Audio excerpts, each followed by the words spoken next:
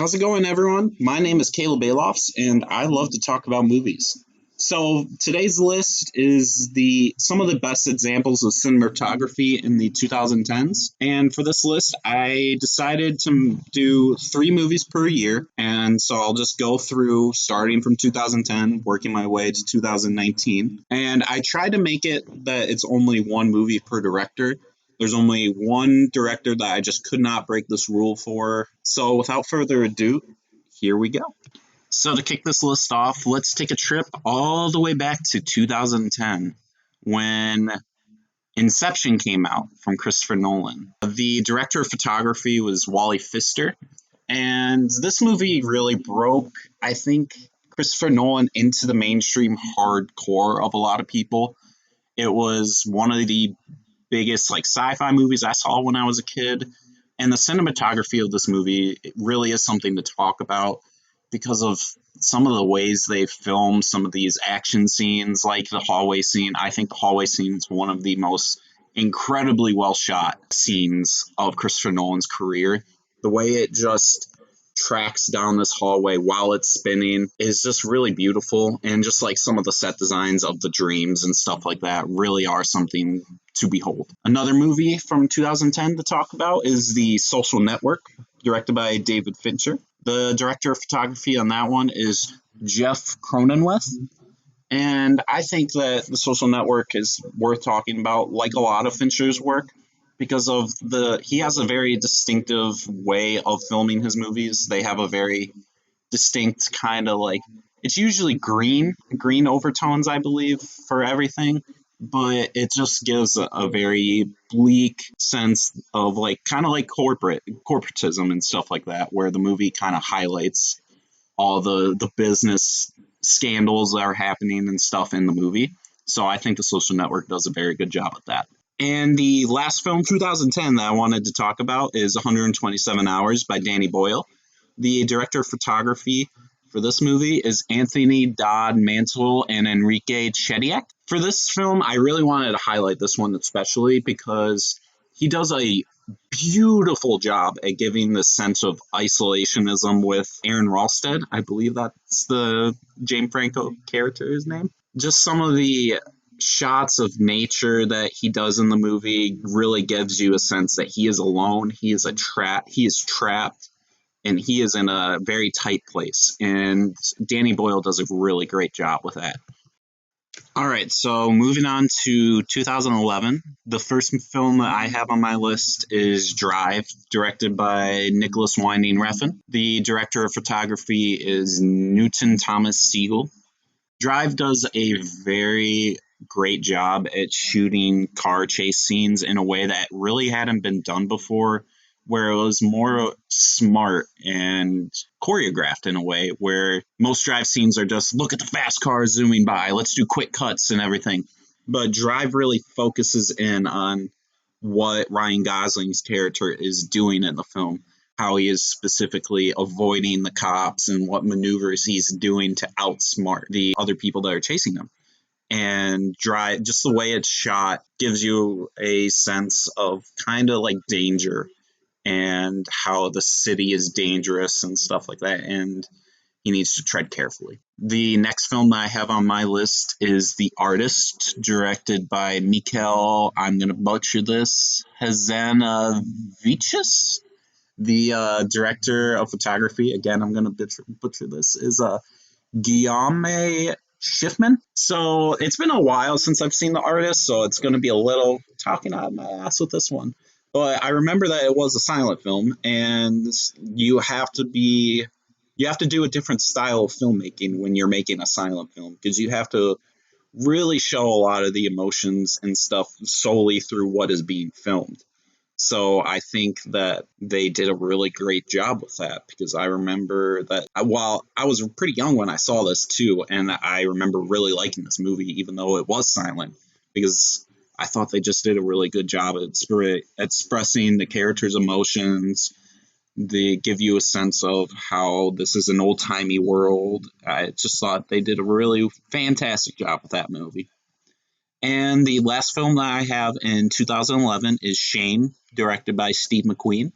The director of photography is Sean Bobbitt. Shame is not a movie for everyone. It's been a long time since I've seen that movie, but it is important and impactful, I think. The cinematography of the movie, again, really gives you kind of like 127 hours, but different. It gives you a sense of Michael Fassbender's isolation with the rest of the world and everyone around him.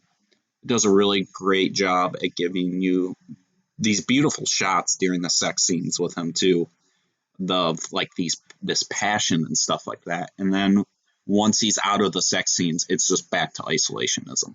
So it does a really great job at that. All right, moving on to 2012. The first film that I have on my list is actually The Avengers by Josh Whedon. The director of photography is Seamus McGarvey. I think that The Avengers should be noted for its cinematography, even though that there is some scenes that do it kind of has a cheaper feel to it than a lot of the Marvel movies nowadays. Like a lot of the sets feel like it's sets, and I don't know, it just has a very interesting feel to it nowadays. But looking back at some of the shots from the first Avengers, I really do think that, like the scene when they go around the circle of the team and they're all getting ready for battle, I think that is probably one of the most important shots in modern superhero movies because it really set up the shared universe of the MCU, and this was the first time that we really felt it, in my opinion. So I think a lot of the shots and like the tracking shot of them all throughout the battle and stuff like that in different aspects and parts of the city, a lot of those shots are really impactful and important for superhero movies, even nowadays. The next film that I have on my list is The Master, directed by Paul Thomas Anderson, and the director of photography is Mihai Malamari Jr. It's been a long time since I've seen this movie too, but Paul Thomas Anderson does a really great job at singling in on what he's trying to focus on, really showing you what's important in the scene when it needs to be shown. And a lot of movies don't do that as well as P.T. Anderson does with a lot of his movies. And the master just has these really great shots. Like probably one of the best shots in the movie is when Joaquin Phoenix is just spread on the boat and it's above him, and you can just see the cruiser underneath him in the water. It's just a beautiful shot. And the last film that I have in 2012 that I think is worth noting is End of Watch, directed by David Ayer of Suicide Squad fame, and the director of photography is Roman Vasyanov. It's not the first found footage movie, obviously, but I think it's one of the first found footage movies that really dips into other genres and does it really well. I think that the found footage genre, when done right, is really incredible, and End of Watch does that really well, where it's the body cams on these cops in LA. The story itself isn't anything crazy or unheard of or anything, but with the found footage aspect of it in this crime setting, I've never seen a movie like that where it was found footage and not horror. So I think End of Watch is worth noting. All right, so the next year that we have up is, you guessed it, 2013. The first film that I have on my list is Man of Steel, directed by Zack Snyder, and the director of photography is Amir Mokri. So Man of Steel isn't the best movie. Oh, I can admit that. But some of the shots in the movie I really do think are beautiful. Like when he's first learning how to fly, it really gives you a sense of inspiration and hope that Superman should have. And some of the fight scenes are really incredible too. Like the first fight scene in Smallville, there's a very specific scene when one of the bad guys zooms around this area real quick and is just killing these like military guys. And I thought that scene blew my fucking mind as a kid. So I needed to put Man of Steel on here. Next up in 2013 is Inside Llewyn Davis, directed by the Coen brothers. The director of photography is Bruno Del Bono. So Inside Llewyn Davis is the story of this musician, Llewyn Davis, and it's just kind of a story about him, and just he deals with a lot of depression and anger towards the world, And a lot of the shots in the movie really show that. And when it focuses in on him playing the music, which is one of the most important things for him, it closes in and shows you this care and love that Lewin feels for music. And for that reason, I love that movie. The last movie that I have on 2013 is Her, directed by Spike Jonze. Director of photography is Hoyt van Hoytema. That's a great name. And Her is a beautiful movie. It really gives you a sense of love and care that of this man that has had trouble with that before, but he wants to give himself in to love. And I think just the aspects of showing the world behind him as this larger than life grand city. Fun fact, it was actually shot in Hong Kong, I believe. So I think it really does a great job at feeling love and warmth throughout the movie. Alrighty, so moving on to 2014, we have my first film on the list, which is The Grand Budapest Hotel, directed by Wes Anderson, and the DP on the film is Robert D. Yauman. It was really tough for me not to put like every Wes Anderson movie on this list, but I chose my favorite of out of the bunch, which is Grand Budapest. It really every single like frame of Wes Anderson's movies could be its own piece of art, and that's what he goes for. And Grand Budapest does a great job at this, in my opinion, just in terms of the color balance that he chooses, the just everything about it. It's just what's not to say. What can't you say about Wes Anderson in terms of cinematography? The next film that I have on my list is Birdman, directed by Alejandro Inarritu. The director of photography is Emmanuel Lubezki. So Birdman is, in case you don't know, it's pretty much like one shot, and there's some edits, obviously, but it's just following Michael Keaton throughout this story, and it does a really great job at showing the beauty that he is missing in life and the ugliness of his life. Just some of the fantastical elements of the film too really elevates it. So I think Birdman should be on the list. So last up in 2014, I have Godzilla, directed by Gareth Edwards, and the director of photography is Seamus McGarvey. The 2014 Godzilla movie isn't like the highest or most well regarded Godzilla film, but in terms of cinematography, I think it's probably the best one. It does a beautifully amazing, incredible job at showing just how large Godzilla is in the world that a lot of the other Godzilla movies don't really give, because in the 2014 Godzilla movie, it gives you more hand-on shots of like what it would actually look like to look at this creature if you were actually a person that Godzilla was like right in front of you. So I think it does a really great job at that. All right, so we are officially halfway through the list. If there's any movies that I might have missed, please comment down below. There was a lot of movies that I had to force myself not to put on here just because I tried to do one director per film. If there's any that you feel like should be mentioned, please comment down below. All right, so moving on to 2015, we have Mad Max Fury Road, directed by George Miller. The director of photography is John Seal. The entire movie is just gorgeous. Some of the shots in that movie, like when they're about to head into the storm, or when the color flares are shooting up and there's red and blue, or when the I can't remember the guy, but the guy that's playing the guitar and the fire's roaring from it. Everything about that movie is just epic in scale. Like that's the best way to describe the cinematography of this movie is it's an epic. So of course it's going to be incredible. So the next film that I have on the list, this was the one time I had to break my rule of one director per film, and it is The Revenant by Alejandro Inarritu. The director of photography is Emmanuel Lubezki, the same person that was on Birdman as well. So I had to break the rule with The Revenant because The Revenant just needs to be mentioned. The entire thing is natural lighting, so there's no unnatural mechanical versions of light. Everything that is done on the film is done in camera, and that is incredible.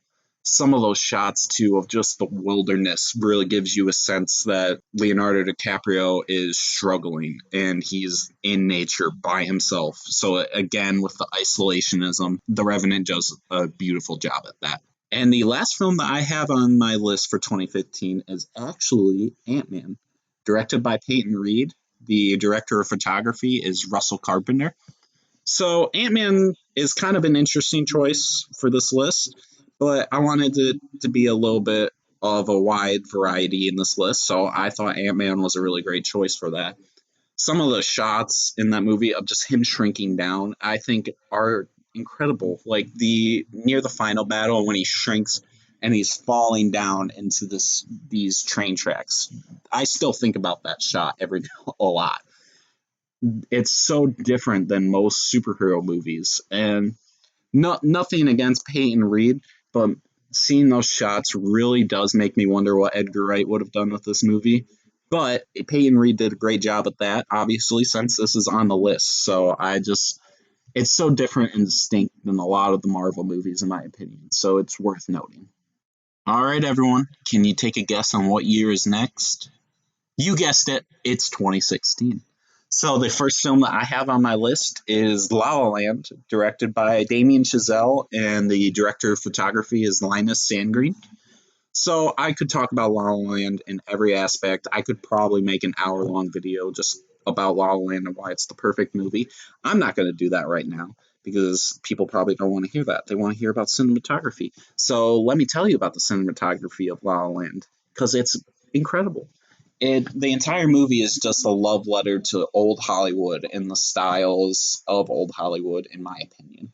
And it really gives you some beautiful shots, like when Ryan Gosling is just walking down the boardwalk and it's a pink and purple sky in front of him, or the entirety of the epilogue scene, or just every aspect of that movie. I'll move on, but La La Land is on the list. So the next film that I have on my list is Silence, directed by Martin Scorsese. The director of photography is Rodrigo Prieto. Silence, a lot of it is kind of like religious imagery and iconography from Christianity, and it works really well. It gives you, again, kind of like isolationism. I won't mention that more, but it's this feudal Japan that the characters are in are this gray, bleak world, and it really gives you a sense that they're trying to help these people, but what is helping? And it's just beautiful. So the last film that I have on 2016 is The Handmaiden, directed by Chan Wook Park. The director of photography is Chung Hoo Chung. So The Handmaiden, I feel like a lot of people haven't seen it, so I'm really not going to talk about the story or anything. It really is best to just kind of go into this movie blind. But some of the shots that Chan Wook Park and Chung Hoo Chung do is just incredible. These sweeping grand shots going into these elaborate, lavish houses that they live in is just really great and well done, and it's worth checking out. All right, we are heading into 2017 now. The first film that I have on my list is Baby Driver, directed by Edgar Wright, with the director of photography Bill Pope. So I love Baby Driver. It's a great movie. It's more suited for a list on some of the best editing in a movie, but some of the cinematography and shots in Baby Driver are great. You couldn't get some of these action set pieces without the cinematography as well. Like the part when he's in he's racing down the aisleway and he twists his car to get around some containers and trucks and stuff. That's a great shot. Some of the other just overall, it's just some of the action scenes are very well shot. Next up on the list, I have Good Time, directed by the Safdie brothers. The director of photography is Sean Price Williams. So if you haven't seen this movie, it's starring Robert Pattinson, and it's a crime story about him trying to get some money to free his brother from prison. It is so great. The cinematography and everything about it makes it very chaotic, and you're on the edge of your seat the whole time. It's the like movie definition of a panic attack, honestly. Just everything about it gives you anxiety and the shakiness and close-ups and twitchiness of the film really elevates it into a different kind of crime story than I've really seen before. And the last film that I have in 2017 is Blade Runner 2049, directed by Denis Villeneuve, and the director of photography is the god himself, Roger Deakins.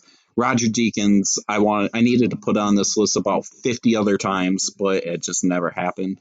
So I'm glad I got put him on for Blade Runner. Blade Runner, the cinematography is probably one of the first times in a movie where I was like, oh shit, I need to focus on cinematography more. Roger Deakins made me want to become a cinematographer for a little while. And I still might want to do that. I don't know. But it's just very wide, big shots, and kind of like Wes Anderson. Every shot of Roger Deakins' films are like a piece of art. And so, how could I not put that on the list? All right, so heading into 2018, the first film that I have on my list is Upgrade, directed by Leigh Whannell, and the director of photography is Stefan Duccio. So, what really elevates Upgrade in terms of cinematography for me is the action scenes that they do, and the budget of the film kind of plays into that too, because it has a very tiny budget and it doesn't really show at all. The action set pieces, like the one that I always think of is when he first activates the chip in his spine or head or whatever, and he just jumps up and it's stabilized on him the entire time. And it's very unique. I've never really seen people really film that way before in an action movie. So Upgrade is definitely one to check out. The next film that I have in 2018 is First Reformed, directed by Paul Schrader, and the director of photography is Alexander Dynan. So it's kind of hard to talk about First Reformed with a plot. It's very sophisticated and artistic, and I don't know. It's kind of I sound dumb talking about it, so I really won't talk about the plot. But what I really loved about this movie was the aspect ratios, and I don't really know if that's a cinematography thing, but it kind of plays into it. So the whole movie has a very tight, constrained letterboxing on it, and then there's one moment when a revelation happens in the film and the score kicks in for the first time throughout the movie. This is about like a little more than halfway into the movie and music starts happening and the letterboxing opens and starts to widen. And this shot, I think, is incredible. It's really stuck with me because it's the moment that Ethan Hawke's character has the realization about the conspiracy and stuff like that set in the movie. Everything widens up and opens to him in a way that I think is really well done. And the last film that I have in 2018 is Roma, directed by Alfonso Cuarón, and the director of photography is Alfonso Cuarón. So this was an incredible movie. Just the cinematography of it is breathtaking.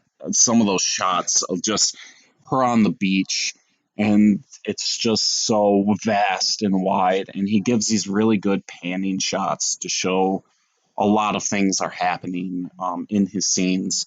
And I needed to put it on here because the director was also the DP, and that doesn't happen as much in this list that I noticed. So it's really one to check out, and it's on Netflix, so you have no excuse. All right, everyone, as we head into the last year that I can really talk about, thank you guys for. I just want to give a thank you to everyone that has watched the video. It really means a lot. This is by far the longest video I've made and the most research I've done for one of these, so it means the world. And if you guys feel like this is worth liking and sharing and subscribing to my channel, if you want to hear more about movies and what I have to say, feel free to do that. It means a lot. And if there's any movies that I missed, please leave it down in the comments below. So let's head into 2019. The first film that I have listed is High Life, directed by Claire Denis, and the director of photography is Yorick Lasau and Tomas Namuik. Sorry, I keep on butchering these names. There's another one I know I'm going to butcher, but so High Life. And the way I describe this movie is kind of art house Interstellar, and I really wanted to put Interstellar on this list, but I already had Inception. and I try to stick with that rule of one director for this list. But so that's the way I kind of describe it, is a lot of similar shots with like wormholes and space in general. But there's also the artistic art house aspect of it as well, which really plays into the story that Interstellar didn't have as much. So I think High Life is kind of the one I should have put on this list.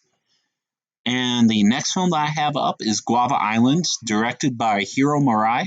The director of photography is Christian Springer. So, with Guava Island, it's pretty much an hour long music video movie for Childish Gambino and some of his latest work, and it works really well. A lot of the times with like movies and stuff like that, movies and music videos have a very different style to them, and Hiro Murai has worked with Donald Glover on all of his music videos before, so kind of turning that into an hour long movie really is interesting and beautifully shot. And the last film that I have on my list is Midsummer, directed by Ari Aster. The director of photography is Paweł Pogorzelski. So I've got a whole video already up on Midsummer and a review for it, so I won't go too much into it, but it's very beautifully shot, and for a horror movie especially, because it's so bright and you get the chance to see everything.